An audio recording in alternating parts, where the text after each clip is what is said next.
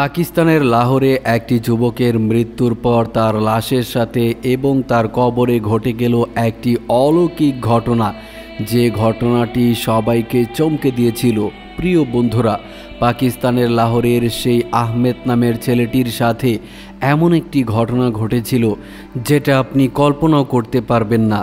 আজকের এই ভিডিওতে আমি আপনাদেরকে শোনাবো আহমেদের জীবনের ঘটে যাওয়া সেই অলৌকিক এবং অবিশ্বাস্য ঘটনা, যেটা তার মৃত্যুর পর তার লাশের সাথে ঘটেছিল। সে তার জীবনে কি এমন কাজ করেছিল যার কারণে তার সাথে তার মৃত্যুর পর লাশের সাথে এমন ঘটনা ঘটে গেল। তো চলুন বন্ধুরা, কথা না বাড়িয়ে আমরা সেই ঘটনাটি শুনে আসি। পাকিস্তানের লাহোরে আহমেদ নামে একজন সুদর্শন যুবক বসবাস করত, যে ছিল দেখতে শুনতে একেবারে অমায়িক, সেই সাথে অনেক স্মার্ট এবং তার ছিল বিলাসবহুল জীবন। বাবা মার অনেক টাকা থাকার কারণে একমাত্র সন্তান আহমেদ রাজকীয় জীবন যাপন করতেন।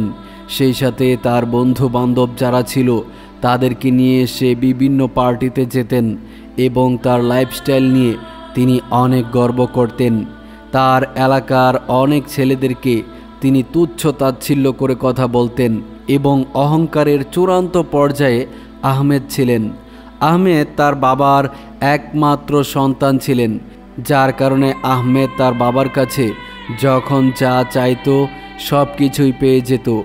আহমেদ একবার অনেক দামি একটি গাড়ি তার বাবার কাছে দাবি করেছিল। তার বাবা তারপর দিনই তাকে ওই গাড়িটি গিফট করেছিল। এভাবে আহমেদ বন্ধুবান্ধবের কাছে তার বাবা এবং পরিবার এবং নিজের লাইফস্টাইল নিয়ে অনেক গর্ব করত এবং সে ছিল অত্যন্ত অহংকারী। একদিন ভার্সিটিতে একটি সুন্দরী মেয়েকে দেখে তার অনেক পছন্দ হয়ে যায় এবং সে ওই মেয়ের সাথে সম্পর্ক করতে চায়। সেই সাথে তার বন্ধুদের সাথে ওই ঘটনাটা শেয়ারও করে যে এই মেয়েটিকে আমার ভালো লেগেছে এবং এই মেয়েটির সাথে আমি সম্পর্ক করতে চাই। তখন ওর বন্ধুরা বলে দেয়, এই মেয়েটি তোমার সাথে কখনোই সম্পর্ক করবে না, কেননা এই মেয়েটি তোমার চাইতে আরও অনেক ভালো ফ্যামিলির মেয়ে, যার কারণে তোমার কোনো পাত্তা তার কাছে হবে না। তখন আহমেদ অনেকটা জেদি হয়ে যায় এবং জেদ করে বসে যে কোনোভাবেই হোক এই মেয়ের সাথে আমার সম্পর্ক করতেই হবে। তারপর ওই মেয়ের কাছে যায় এবং সে কথা বলতে চায়, কিন্তু মেয়েটি ছিল তার থেকেও আরও বেশি অহংকারী। মেয়েটি একদমই তাকে পাত্তা দেয়নি এবং তাকে ইগনোর করে তখনই সেখান থেকে চলে যায়। আহমেদ অনেকটাই লজ্জিত হয়ে যায়। বন্ধুবান্ধব তাকে নিয়ে ঠাট্টা বিদ্রূপ করছিল, এটা দেখে আহমেদ অনেক কষ্ট পায়। তারপর ওই রাতেই বন্ধুবান্ধবদেরকে নিয়ে সে চলে যায় রাতের নাইট পার্টি এবং বারে। সেখানে গিয়ে সারা রাত মদ পান করে বাবার অঢেল সম্পদ থাকার কারণে ছেলেটি যখন যা মনে চায় তাই করে, যখন যা ইচ্ছা হয় সে তাই করে বসে। বাবা মা তার প্রতি কোনো প্রকার নজর রাখত না। তারা মনে করতেন তাদের ছেলে যা ইচ্ছে করুক, কোনো সমস্যা নেই, টাকা পয়সা তো ছেলের জন্যই, ছেলে উড়াবে না তো কে উড়াবে। এভাবে আহমেদ প্রতিনিয়ত এক এক দিন এক এক জায়গায় যেত এবং বন্ধুদেরকে নিয়ে পার্টি দিত, যেটা ছিল একেবারেই খুবই খারাপ একটি কাজ, যে কাজটি সাধারণত সমাজের মানুষ মেনে নিতে চাইবে না। আহমেদের প্রতি অনেক মেয়েরাই দুর্বল ছিল। ভার্সিটির ম্যাক্সিমাম মেয়েরাই আহমেদকে পছন্দ করত তার সুদর্শন চেহারা এবং তার ফ্যামিলি ব্যাকগ্রাউন্ডের কারণে, কিন্তু আহমেদ সবার সাথে অহংকার করত। কিন্তু আহমেদের জীবনে একটি অবিশ্বাস্য ঘটনা ঘটে যায়, যেটার জন্য আহমেদ কখনোই প্রস্তুত ছিল না। ওই ভার্সিটিতে নতুন আরও একটি মেয়ে আসে, যার নাম ছিল আয়েশা। আয়েশা ছিল অনেক দিনদার, সেই সাথে অনেক রূপবতী এবং গুণবতী।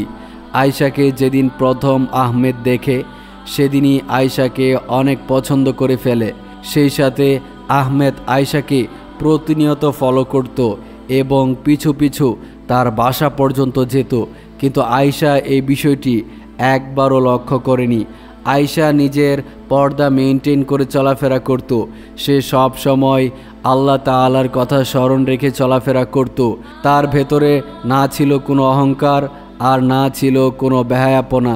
সে সব সময় নীরবে চলাফেরা করত, সেই সাথে পর্দা করত। এই কারণেই আহমেদ আয়েশাকে এত বেশি পছন্দ করে ফেলেছিল। যেখানে ভার্সিটির ম্যাক্সিমাম মেয়েরা বেপর্দায় চলাফেরা করে এবং সবার সাথেই মেলামেশা করে, এখানে এই আয়েশা নামের মেয়েটি টোটালি ডিফারেন্ট। সে একাকী চলাফেরা করত এবং তার কোনো বন্ধু ছিল না, সেই সাথে কোনো বান্ধবীও তার ছিল না। যেহেতু সে পর্দা করত তাই সবাই তার কাছ থেকে দূরে দূরে থাকত। এদিকে আহমেদ যতই দিন যেতে লাগলো ততই আয়েশার প্রতি দুর্বল হতে লাগলো আর মনে মনে ভাবতে লাগলো, এই মেয়েটাকে যদি আমি বিয়ে করতে পারি তবে হয়তোবা আমার জীবনটা অনেকটাই বদলে যাবে এবং আমি অনেকটাই সুখী হতে পারবো।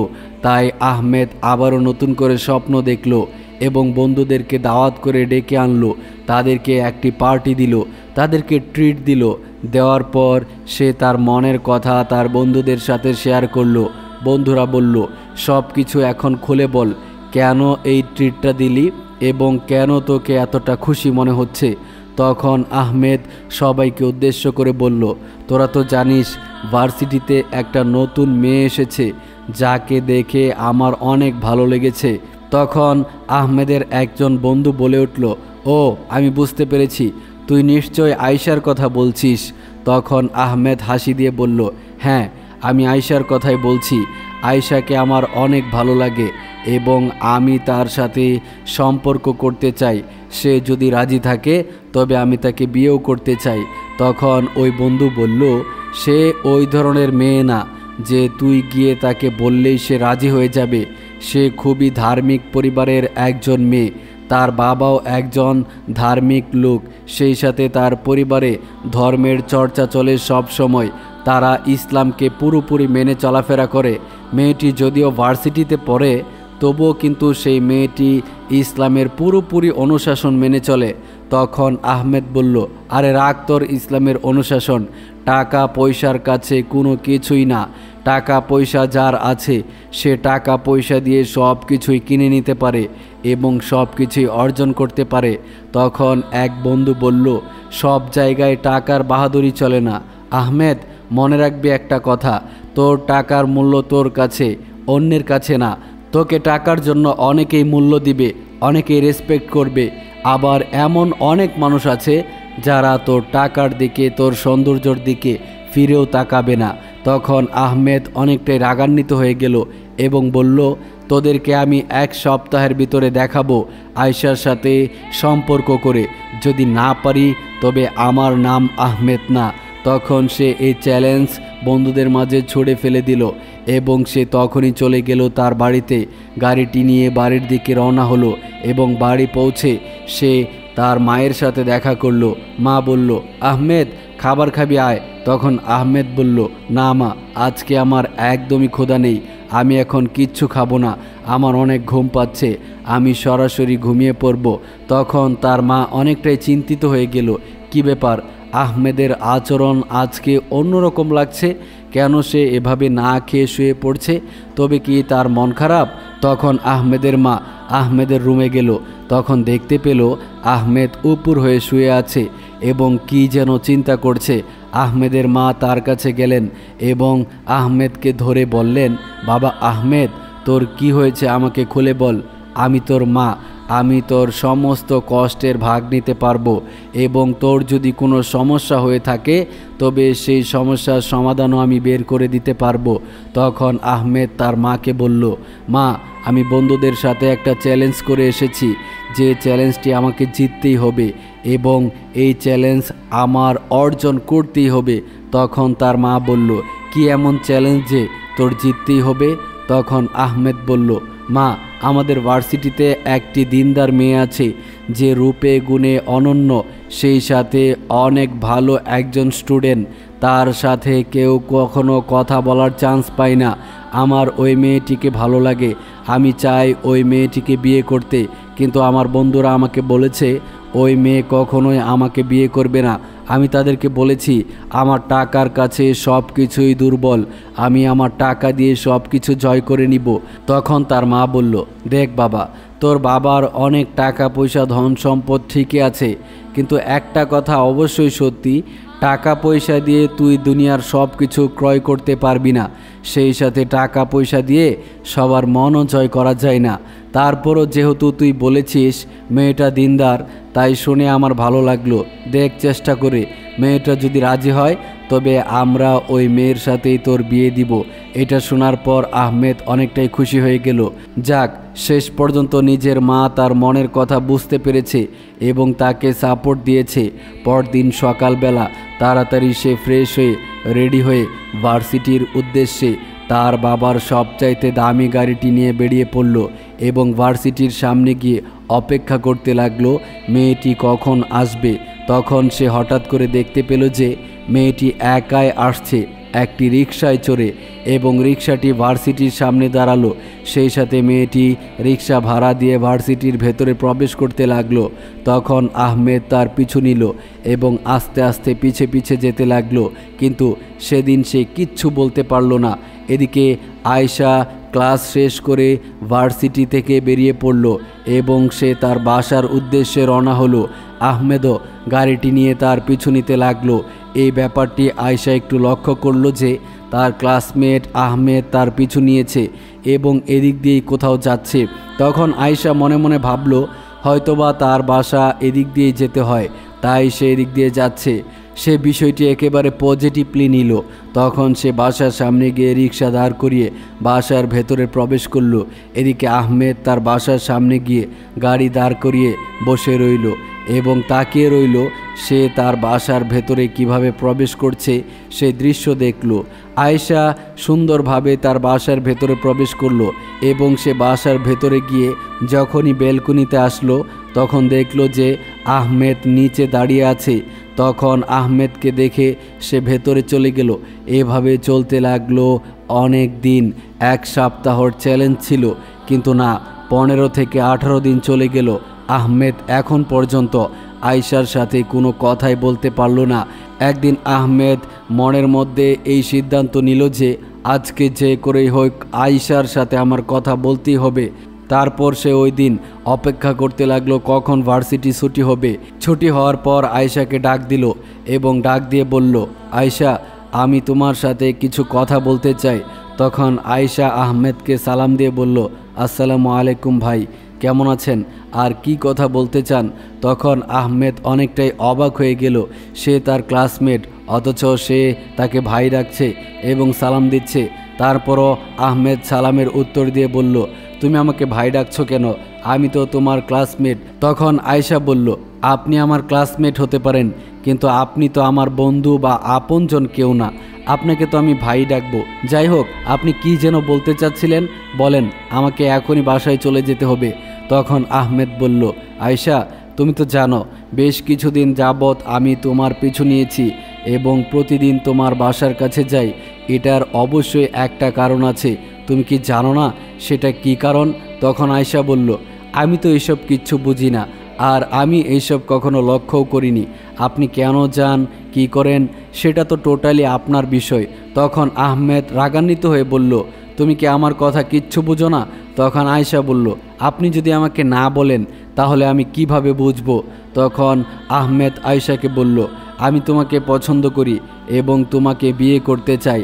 তখন আয়েশা বলল, সরি জনাব, এটা আমার পক্ষে সম্ভব না। আমি আমার মা বাবার পছন্দ অনুযায়ী আমার মা বাবা আমার জন্য যাকে ঠিক করবে তাকেই বিয়ে করব। আমার পক্ষে এই সমস্ত কাজ করা সম্ভব না। আমি ওই ধরনের মেয়ে না, সেই সাথে ওই ধরনের ফ্যামিলির মেয়েও আমি না। সুতরাং আপনি যে মিন করে আমার কাছে এসেছেন সেটা কখনোই সম্ভব না। আপনি অন্য কাউকে দেখুন। তখন আহমেদ বলল, আমার অন্য কাউকে চাই না, আমি তোমাকে পছন্দ করি। আমি আমার ফ্যামিলিতে কথা বলেছি, তোমাকে বিয়ে করতে চাই।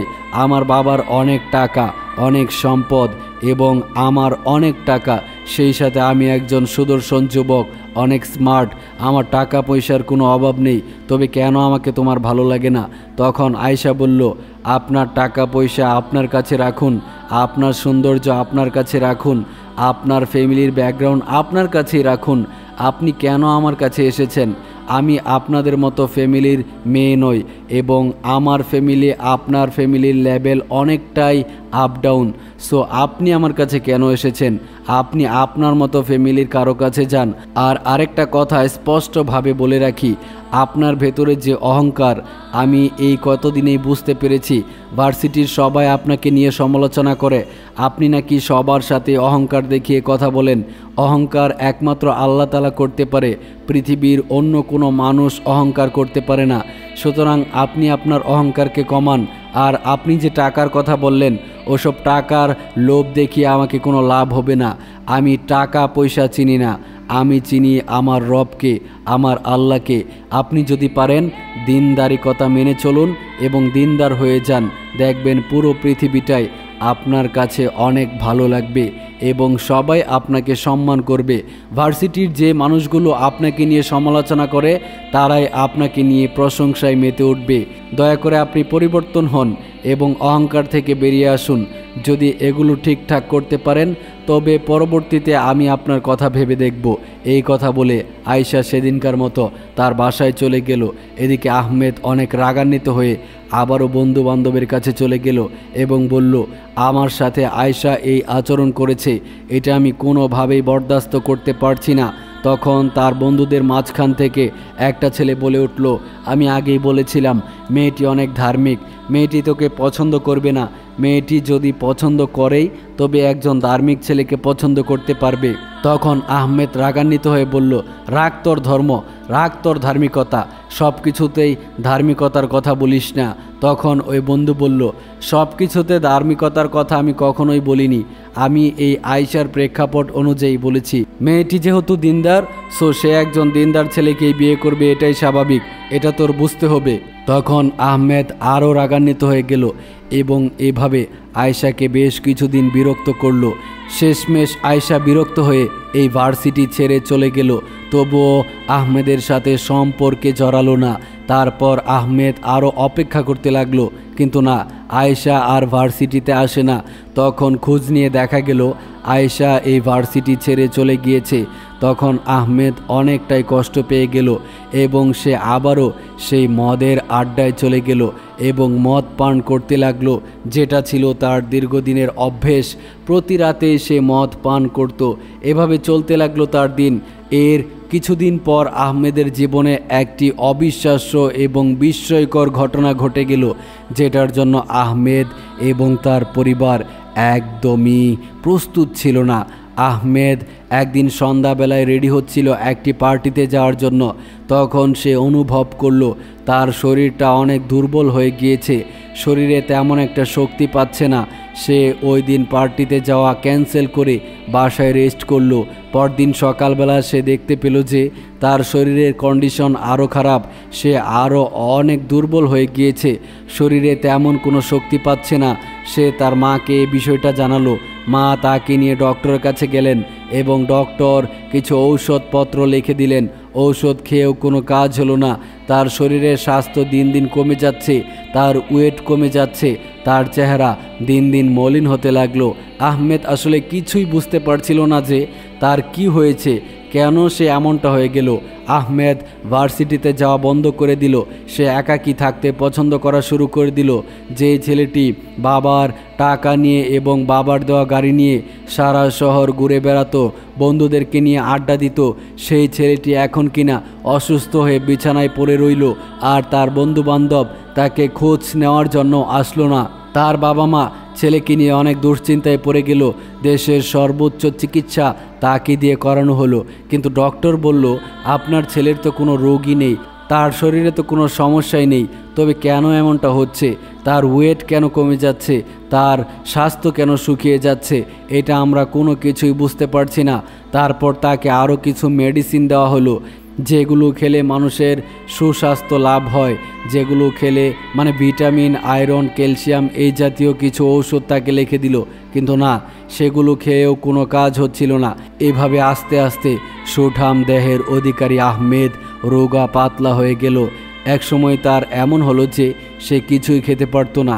তাকে হসপিটালে ভর্তি করা হলো এবং সে টানা 1 সপ্তাহ হসপিটালে ভর্তি থাকলো এবং শুয়ে শুয়ে কান্না করত এবং গাল বেয়ে বেয়ে তার পানি পড়ে যাচ্ছিল। সে মনে মনে ভাবছিল, আমার জীবনে কেন এমন হয়ে গেল? আমি তো অনেক সুস্থ ছিলাম, কি এমন হলো যে আমার কোনো রোগ নির্ণয় করা যাচ্ছে না, সেই সাথে আমি সুস্থ হতে পারছি না। তখনই তার মনে পড়ে গেল আয়েশার কথা। সে ওই দিনদার মেয়েটিকে অনেক বিরক্ত করেছিল। মেয়েটি ছিল দিনদার এবং মেয়েটি তাকে উপদেশ দিয়েছিল, আপনি যদি আপনার অহংকার ত্যাগ করতে পারেন, আপনি যদি দিনদার হতে পারেন, তবে আমি আপনার বিষয়টা ভেবে দেখব। মেয়েটি তাকে এই অপশন দিয়েছিল, কিন্তু সে এই অপশন না নিয়ে তাকে আরও বেশি বিরক্ত করেছিল। হয়তোবা সেই মেয়েটির অভিশাপ তার লেগেছে, আর নয়তো সে যে মানুষের সাথে অহংকার করেছে, এই অহংকারের কারণেই তার পতন চলে এসেছে। এই খবর ছড়িয়ে পড়ল পুরো শহরে, আহমেদ অনেক অসুস্থ, মৃত্যু শয্যায়, অমুক হসপিটালে ভর্তি। এই খবর ছড়াতে ছড়াতে আয়েশার কানেও গেল। আয়েশা এই খবরটি শুনে অনেক কষ্ট পেল। সে সরাসরি চলে গেল সেই হসপিটালে তার সাথে দেখা করতে। আয়েশাকে দেখে আহমেদ চমকে উঠল এবং বলল, আয়েশা তুমি? তখন আয়েশা বলল, হ্যাঁ আমি। কেমন আছো তুমি আহমেদ? তখন আহমেদ বলল, আমার শরীর খুব একটা ভালো নেই। আমি সবার সাথে যে অন্যায় করেছি, যে খারাপ আচরণ করেছি, তারই প্রায়শ্চিত্ত আমি পাচ্ছি।